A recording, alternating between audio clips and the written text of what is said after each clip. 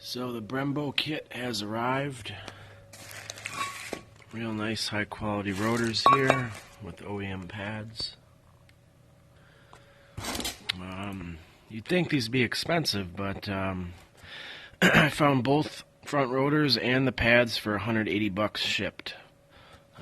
So usually the pads are 70, 80 bucks on eBay or the internet or whatever. So you find a closeout deal or someone that's not selling them anymore, and you can pick up a good score. So not bad, 180 bucks for 2 rotors and pads. We'll install them at some point. It's been pretty hard to find axles. Nobody seems to have good used axles with boots that aren't torn or dry rotted, so maybe I'll stick the brakes on first and then worry about the axles later. I don't know. I'll just keep looking for it.